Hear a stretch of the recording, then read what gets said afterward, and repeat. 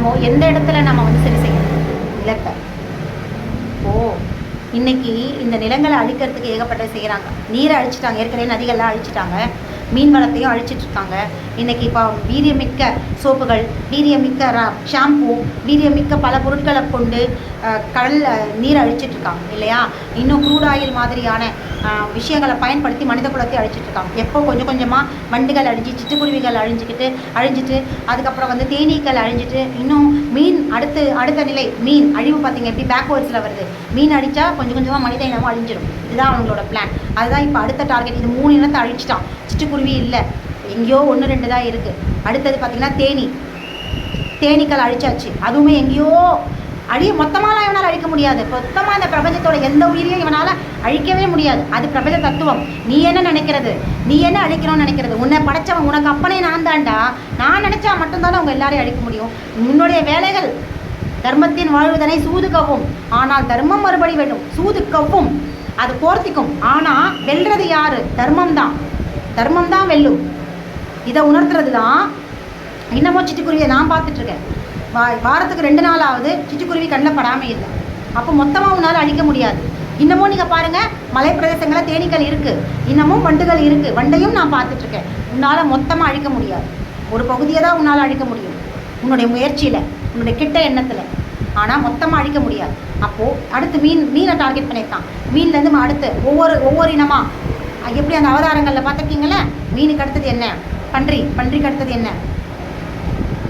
சிம்மம். இப்படி அழிச்சிட்டே வருவான்.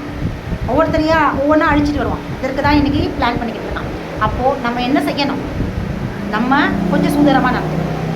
நம்ம புரிஞ்சிக்கணும். ரசாயனம் இல்லாத மருந்துகளை, உணவுகளையும், உடல் பூச்சிகளையும் பயன்படுத்துங்க. ரசாயனம் இல்லாதது. சோப்புக்கு பதில் எத்தனையோ விஷயங்கள் இருக்குது குளிக்கிறதுக்கு, பயன்படுத்துங்க. தலைக்கு எவ்வளோ விஷயங்கள் இருக்குது. இயற்கையாக எத்தனை விஷயங்கள் நம்ம முன்னோர்கள் சொல்லி வச்சுட்டு போயிருக்காங்க, பயன்படுத்திட்டு இருக்காங்க.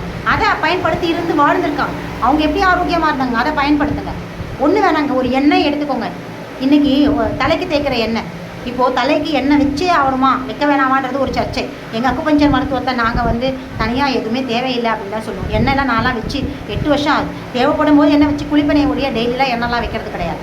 அப்படி எதுக்காக இதெல்லாம் கொண்டு வரானா, அதோடைய மிகை பயன்பாடு. ஒரு பொருளை பிரச்சாரம் பண்ணி, ஒரு பொருளை தூக்கி நிறுத்தி, அதன் வழியாக மிகை பயன்பாடை கொடுத்து, அதை கரெக்டாக்கி, அதை திருப்பி பயன்படுத்த வச்சு, அது இல்லாமல் வாழவே முடியாது அப்படின்னு நிலைக்கு கொண்டு வந்து, அதற்கப்புறம் இந்த மனிதர்கள் அதற்கு அடிமையாக்கி, அப்புறம் அதில் கலப்படம் பண்ணி, அது வழியாக அவங்களுக்கு நோய் தொந்தரவுகளை கொடுக்குறது தான். இன்றைக்கி அப்போ இருந்த பெண்கள், பொம்பளை குழந்தைங்கன்னாலே முடி அடர்த்தியாக எல்லாருக்குமே இருக்கும். ஏதோ ஒரு சிலருக்கு தான் முடி இருக்காது. இயற்கையாகவே அவங்க தலையில் வந்து முடி வளர்ச்சி குறைவாக இருக்கும். ஆனால் இன்னைக்கு பெரும்பாலான 80% of the ladies are suffering from hair fall. முடி உதிர்வில் இன்றைக்கி எல்லாருமே கஷ்டப்படுறாங்க. சின்ன பசங்க. நான் 2 நாளுக்கு முன்னாடி அம்பத்தூரில் ஒரு பாப்பா பார்த்தேன். MBBS படிக்கிறான், மருத்துவ கல்லூரி மருத்துவ படிக்கிறான். அவள் தலையில் முடி பார்த்திங்கன்னா என்னுடைய இந்த விரல் தான், இந்த விரலாவது தான் அவள் முடி இருக்குது. அவள் MBBS வாங்கி என்ன பிரயோஜனம்? அவள் டாக்டராகி அவகிட்ட வந்து ஒரு பேஷண்ட் வராங்க, எனக்கு முடி வரல மேடம். நான் அவள் என்ன பதில் சொல்லுவாள்? அவள் என்ன சொல்லுவாள்? என்ன ட்ரீட்மெண்ட் கொடுப்பாள்? வர்ற பேஷண்ட் முதல்ல அவன் முடியை தானே பார்ப்பாங்க. மேடம்க்கே முடி இல்லை, அவங்க முடியை வளர்த்துக்கிறதுக்கு தெரியலை. இதில் இவங்க நமக்கு என்ன சொல்லுவாங்கன்னு போவாங்களா இல்லையா?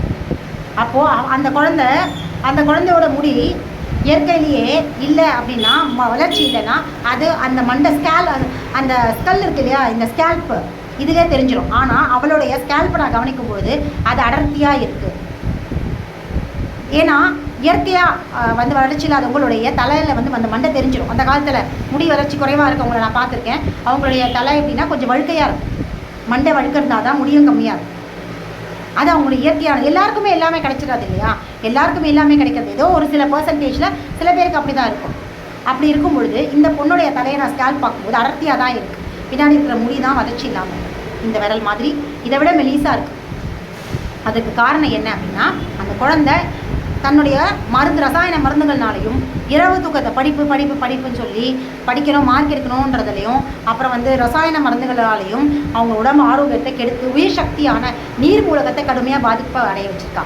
அந்த பாதிப்பு அவளுடைய முடி வளர்ச்சியில் நீர் மூலகம் கடுமையாக பாதிச்சிருக்கு. அதனால் அவளுடைய மண்டையில் முடி வளர்ச்சி கொஞ்சம் கொஞ்சமாக குறைஞ்சி போச்சு. இப்போ இவ பக்கத்தில் எம்பிபிஎஸ்ஸோ இல்லை பெரிய டாக்டராக என்ன பண்ண போகிறோம்? இவளால் தன்னையே ஆரோக்கியம் வச்சுக்க முடியல. கண்ணாடி போட்டிருக்கா, கண் பார்வையில் டிஃபெக்ட், அதனால கண்ணாடி போட்டிருக்கான். முடி இல்லை, முகத்தில் ஃபுல்லாக முகப்பரு. அவளையே ஆரோக்கியமாக வச்சுக்க முடியலை.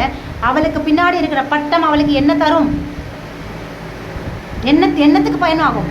ஏன்னா லட்சமாக பணம் வீட்டுக்கு குவியும். திருமண அழைப்பிதழில் பக்கத்தில் நான் ஒரு டாக்டர் அப்படின்னு சொல்லிக்கலாம், எம்பிபிஎஸ் போட்டுக்கலாம். வெளியில் எல்லாரும் கட்டி நான் டாக்டர் டாக்டர் டாக்டர். அவங்க அம்மா அப்பா, டாக்டரோட அம்மா அப்பா, அந்த பெருமை மட்டும்தான் அவளுக்கு மிச்சம். அவள் கொஞ்சம் கொஞ்சமாக அழிஞ்சிக்கிட்டு இருக்கா. அதான் உடம்பால் அழியின் உயிரால் அழிவர். கொஞ்ச நாளில் அவள் உடம்புல இருக்கிற உயிர் சக்தி பலகீனமாகி அவள் ஆரோக்கியம் இல்லாமல் போய் அவள் இறந்து போகிறாளோ இல்லை உறுப்புகளை இழக்கிறாளோ, அப்புறம் என்னத்துக்கு அவள் படித்து என்ன பண்ண போகிறாள்? அவளுடைய எம்பிபிஎஸ் இதெல்லாம் திருப்பி தர முடியுமா? அவளுடைய எம்பிபிஎஸை வச்சு அவள் தலையில் இருக்கிற முடியை வளர்த்த காட்ட சொல்லுங்க பாப்பா, சேலஞ்ச் பண்ணுறேன் நான். அவள் படித்த எம்பிபிஎஸ் மருத்துவம் அவள் முடியை வளர காட்ட சொல்லுங்கள். No chance. இது எதுவுமே இந்த மாதிரி இப்போ இருக்கிற கல்வி சிஸ்டமால் தர முடியாது.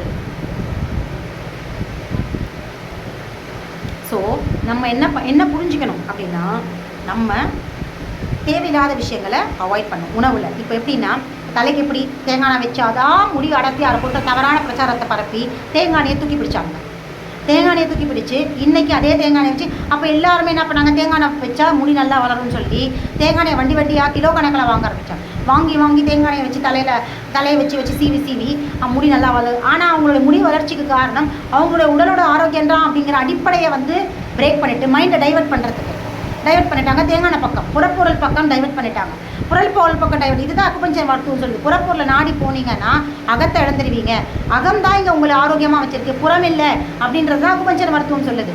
அப்போ நம்மளை டைவெர்ட் பண்ணி புறப்பொருள் பக்கம் நம்மளை டைவெர்ட் பண்ணி விட்டோடனே அகத்துடைய ஆரோக்கியத்தை நம்ம மறந்து போயிடும், இழந்து போயிடும். அப்படித்தான் என்னாச்சுன்னா, தேங்காய் அப்படிங்கிற புறப்பொருள் மேலே நம்மளை டைவெர்ட் பண்ணி விட்டான். ஃபஸ்ட்டு அது பேஸ் டைவெர்ட் பண்ணி நல்ல தேங்காய் ஆரோக்கியமான, அதாவது மரத்துலேருந்து இருக்கிற தேங்காய் தான் அது அப்போ ஆரம்பித்தோம். நம்மளை டைவெர்ட் பண்ணிவிட்டு நம்ம தேங்காய் தான் நம்ம முடி வளர்ச்சி காரணம்னு சொல்லி கொண்டு வந்துட்டு அப்புறம் அந்த தேங்காயை இவன் கையில் எடுத்துக்கிட்டான், ப்ரைவேட் கம்பெனிக்கிட்ட கொடுத்துட்டான். ப்ரைவேட் கம்பெனி என்ன பண்ணுச்சுன்னா, ஃபஸ்ட்டு அந்த தேங்காயை ஒரிஜினல் தேங்காயில் அதை கலக்கிறேன், இதை கலக்கிறேன், ஆலோவேரா போடுறேன், செம்பருத்தி போடுறேன்னு சொல்லி இதை போட்டால் இன்னும் நல்லா வளரும், கருமையாக இருக்கும், முடி ஆரோக்கியமாக இருக்கும் அப்படிலாம் பொய்ய சொல்லி பிரச்சாரம் பண்ணாங்க. ஜனங்க படிப்படியாக ஒரு ஆசையில் அப்படி வாங்க ஆரம்பித்தான். அதுக்கப்புறம் என்ன பண்ணான் அப்படின்னா, தேங்காயை எடுத்துட்டு அதுக்கு பதில் க்ரூட் ஆயில் கலக்க ஆரம்பித்தான். இன்றைக்கி நம்ம பயன்படுத்துகிற ஒவ்வொரு பாட்டில் தேங்காயையும் ஒவ்வொரு பேக்கெட் தேங்காயையும் வெறும் க்ரூட் ஆயில், அமெரிக்க மண்ணெண்ணெய். க்ரூட் ஆயில்னா என்ன? பெட்ரோலியம் தயாரிக்கிறாங்க இல்லையா, டீசல் பெட்ரோல். அந்த தயாரிக்கிற மெத்தட் பார்த்துருக்கீங்களா? 6, 7 ஸ்டாண்டர்ட் 8 ஸ்டாண்டர்ட் டெக்ஸ்ட் புக்ஸில் பாருங்கள். அதோடைய ஸ்டெப்ஸ் படிப்படியாக இருக்கும். பெட்ரோலியம் மேனுஃபேக்சரிங் பெட்ரோலியம் மேனுஃபேக்சர்னு சொல்லி இருக்கும், அது பேர் மறந்துட்டேன் நான். டிஸ்டிலேஷன் ஆஃப் பெட்ரோலியம் ஏதோ சம்திங். அதில் பெட்ரோல் எப்படி தயாரிக்கிறது, அடுத்த லெவல் பெட்ரோல் டீசல் எப்படி தயாரிக்கிறது, இதெல்லாம் அதில் காட்டியிருப்பாங்க. அதில் அந்த பெட்ரோல் தயாரிக்கிறதுக்கான மூலப்பொருள் இருக்கு இல்லையா, கச்சா எண்ணெய், அதுதான் க்ரூட் ஆயில் சொல்லுவாங்க. அதுதான், அதை வச்சு தான் பெட்ரோல் தயாரிக்கிறாங்க. அந்த க்ரூட் ஆயில் தான் நம்ம இப்போ பயன்படுத்துகிற தேங்காய் எண்ணெய். அதோடைய இறுதி பொருளான லிக்விட் பாரஃபின், அதில் தான் வேக்ஸ் வருது. லாஸ்ட் ஸ்டேஜ், ஒவ்வொரு ஸ்டெப்பாக கிடைக்கும், ஒவ்வொன்றா கிடைக்கும். பெட்ரோல் கிடைக்கும், அடுத்து க்ரூட் ஆயில், அடுத்து லிக்விட் பாரஃபின் கிடைக்கும், அதுக்கு அடுத்தது வேக்ஸ் கிடைக்கும். அதுதான் மெழுகு, எரியிற பொருள். ஏன்னா அது எரிபொருள் தானே. ஸோ அதில் வர எல்லா மிச்சமும் எரிபொருள் தான். பாருங்கள், எரிபொருள் தான் நம்ம இன்றைக்கி தலையில். அப்புறம் எப்படி நம்ம முடி கொட்டாமல் என்ன பண்ணும்? அதோடைய உஷ்ணம் என்ன பண்ணும்? வேறுங்களை பலகீனம் தானே ஆக்கும். அந்த லிக்விட் பாரஃபின் தான் இன்றைக்கி பயன்படுத்திட்டு இருக்கோம். எப்படி? அப்போ ஏன் தேங்காய் ஸ்மெல் வருது? ஃப்ளேவர். நம்ம இதை எப்படி புரிஞ்சுக்கலாம்? நம்ம வீட்டில் kesari powder, vanilla flavour, pineapple flavour போட்டு தானே கேசரி செய்கிறோம். அதை பைனாப்பிளா? அந்த ஃபஸ்ட்டெல்லாம் அந்த ஃப்ளேவர் எங்கே எடுத்தாங்கன்னா அந்த மரத்தில் இருக்குது.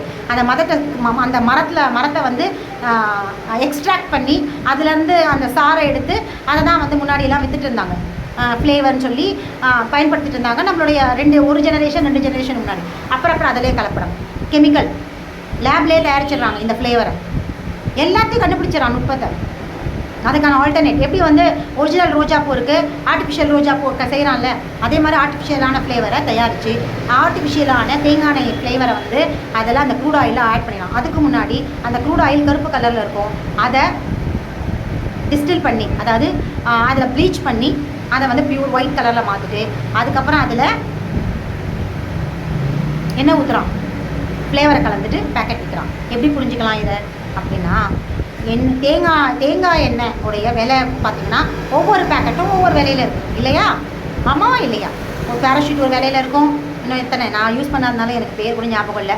சரி, தேங்காய் எண்ணெய் எத்தனை எனக்கு தெரிஞ்சது பேராஷூட் ஒன்று தான், இன்னும் நிறைய இருக்குது. அஸ்வினி, ஏர் ஆயில், அதுக்கப்புறம் இன்னும் என்னது மண்டக்குள்ளே போட்டாலே முடி வளர்த்துறோமே, அமேசான் கார்டுகள் வந்து எடுத்துகிட்டு வராங்களே, மறந்து போயிட்டேன். அது இது எல்லாமே ஏன் ஒரு விலையில் இருக்குது? தேங்காய் எண்ணெயாக இருந்தால் எல்லாமே ஒரே விலையில் தான் இருக்கணும். அப்போது இதெல்லாம் ஏன் ஒரு விலையில் இருக்குது அப்படின்னா, அதே மாதிரி இதெல்லாம் ஒவ்வொரு விலையில் இருக்குன்னா ஒவ்வொருத்தரும் ஒவ்வொரு மாதிரியான ஃப்ளேவர் சேர்க்கறதுனால. ரெண்டாவது, தேங்காய் விலை ஏறினா இங்கே விலை ஏறணுமா இல்லையா? இன்றைக்கி 10 ரூபாய்க்கு விற்கிற பேக்கெட்டு பேராஷூட்னா எப்போவுமே ஏன் 10 ரூபாயிலே இருக்குது?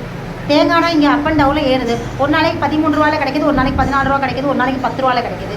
அது எப்படி இப்போ மட்டும் விலை குறையாமல் இது மட்டும் அப்படியே இருக்குது அப்படின்னா, பெட்ரோல் விலை ஏறினா தான் இங்கே ஏறும். நமக்கு அது பெட்ரோல் விலை ஏறுறதை பற்றியோ இதை பற்றி தெரியாததுனால நமக்கு தெரியல. இங்கே பெட்ரோல் விலை ஏறிச்சுன்னா கவனித்து பாருங்கள், இங்கே ஒவ்வொரு தேங்காய் பேக்கெட்டோட விலையும் ஏறும். காரணம் என்னென்னா, அங்கேருந்து தானே கொண்டு வரான். இங்கே இந்த பேக்கெட்டில் தயாரிக்கிற எண்ணெய் க்ரூட் ஆயில் தானே. அப்போ பெட்ரோல் விலை ஏறினா தான் இதோடைய விலை ஏறும். இதை பற்றி தான் கேரளா மருத்துவர் மோகனன் ஆய்வு செஞ்சு கண்டுபிடிச்சார். அவர் கேரளாவில் இருக்கவர் தான். அவர் இந்த தேங்காயையும் ஒரிஜினல் தேங்காயையும் இந்த பேராஷூட் மாதிரியான தேங்காயிலிருந்தும் இருக்கிற எண்ணெயை ஆய்வு செஞ்சு அதை பற்றி பதிவு செஞ்சுருக்கார். இப்போ எல்லா இடத்தையும் சொல்லிக்கிட்டு இருக்கார், இது இருக்கிறது க்ரூட் ஆயில் தான். இன்னும் 2000க்கும் மேற்பட்ட பொருட்கள் இந்த க்ரூட் ஆயிலிருந்து தயாரிக்கப்பட்டிருக்கு அப்படிங்கிறதையும் தன்னுடைய ஆய்வு வழியாக கண்டுபிடிச்சி மோகனன் பதிவு செஞ்சுட்டு வரார். இன்றைக்கி அவரையும் பேச விடாமல் இந்த தீய சக்திகள் நிறைய குறை மிரட்டல்களும் அச்சுறுத்தல்களும் பண்ணிக்கிட்டே தான் இருக்குது. யாரெல்லாம் மக்களுக்கு மனித குலத்திற்கு ஆதரவாக அவங்கள திருத்துறதுக்காக செய்கிறாங்களோ அவங்க எல்லாரையுமே இது மிரட்டிக்கிட்டு தான் இருக்குது. இன்னும் நிறைய விஷயங்கள் இருக்குது. இன்றைக்கி இது வரைக்கும் போதும். இன்னும் நான் நிறைய உணவு சார்ந்த நிறைய விஷயங்களையும் தொடர்ந்து பதிவு செய்கிறேன். நிலத்தை ஆரோக்கியமாக வச்சுக்கணும் அப்படின்னா திரும்பவும் நம்ம பேக் டு ஃபார்ம், கிருமிகளை வாழ விடுங்க. நிலத்தில் ரசாயனம் எண்டோசல்ஃபான் மாதிரியான கடுமையான யூரியா போடாதீங்க. நிலத்தில் தன்னியல்பில் தானாக வளரட்டும். அதுதான் பிரபஞ்சத்தோட தத்துவம் அப்படின்னு புரிஞ்சுக்கோங்க. இயற்கை விவசாயம் அப்படிங்கிறது என்னென்னா, இயற்கை விவசாயம்ன்றத நம்ம கை வைக்கணும். இயற்கை விவசாயம், இயற்கை தான் விவசாயம் செய்யணும், நம்ம செய்யக்கூடாது. இயற்கை அதோடைய செயல் வீரர்கள் வழியாக, கிருமிகள்ன்ற செயல் வீரர்கள் வழியாக விவசாயம் செய்ய வைக்கும். அதற்கு நம்ம வழி விடுவோம். இனியாவது இதை புரிஞ்சு இயற்கை வேளாண்மையை தொடங்குவோம். வாழ்க வளங்கள். நன்றி.